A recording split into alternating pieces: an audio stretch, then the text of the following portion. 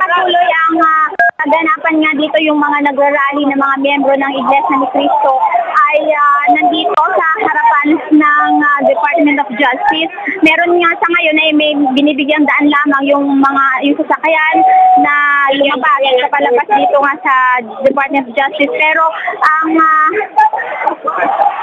ito ay talagang mainit ang panawagan ng mga nandito ngayon na nagrarally sa kanilang panawagan na kay Justice Secretary Leila De Lima ang na bigyan ng atensyon yung mga ibang kaso na hindi lamang sa kasong sinampa laban sa pamunuan ng Iglesia ni Cristo. Pero sa ngayon ay may mga nagbibigay ng seguridad na mga otoridad, mga kapisan mula sa Manila Police District at mismo ang battalion commander ng Manila Police District ay nandito sa pangunguna ni Police Senior Superintendent Pedroso. Sir, magandang hapon po. Live po tayo sa Net 25. Ano po ang assessment natin dito? Nabigyan po ba sila ng permit murami itong mga miyembro ng Iglesia ni Cristo?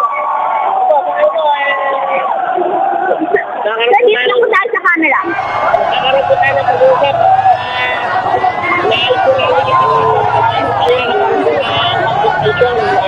Sitwasyon dahil po kanina nagkaroon po ng konting tension dahil po yung sasakyan bigla bumili siyang takbo. Kala po yata nila nasa kasama. So sa kayo po napakiusapan ko na lahat po ng sasakyan na magagaling po sa loob ay makakadaan na po. Pero sir, paano po natin makontrol yung pagdadagsa ng mga magrarally dito ng mga miyembro ng Iglesia ni Cristo, yung seguridad po na ibibigay natin dito? Oo nga po, nandito po tayo para magbigay po ng seguridad sa lalo-lalo po dito po sa Department of Justice at siyempre po sa ating mga kapatid sa Iglesia ni Cristo. At kami rin po nakikiusap sa kanila na maaari po sana maging maayos po sila kasi po binigyan po tayo ng permiso ng city government na sana maging maayos po tayo. Kaya yun ang nakikiusap po sa kanila. Sir, ulitin lang po natin yung panawagan ninyo sa mga magrarally. Opo, yun nga lang po ang panawagan ko na ang maaari po, paraanin po natin itong lugar na to ay makadaan po yung mga sakyan, mga tao, yung mga empleyado po ng Department of Justice. So ngayon po patuloy po yung pakikipag-usap natin na sana po huwag po silang maging maraas, huwag po tayo maging hindi po maging maayos ang ating pagtitipon. Maraming salamat, sir. At yan nga yung panawagan ng kapulisan.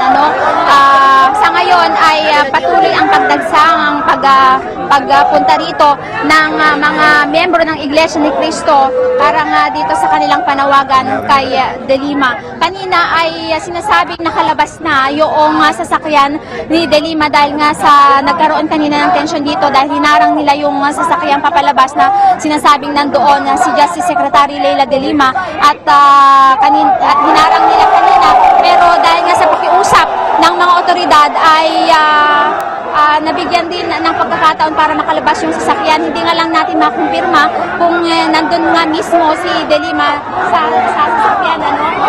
Pero sa ngayon ay patuloy ang panawagan ng nagrarally dito na magpakialam ang Department of Justice, ang gobyerno, mga sasakyan ng Iglesia ni Cristo. Yan muna ang latest mula dito sa Department of Justice. Balik sa'yo.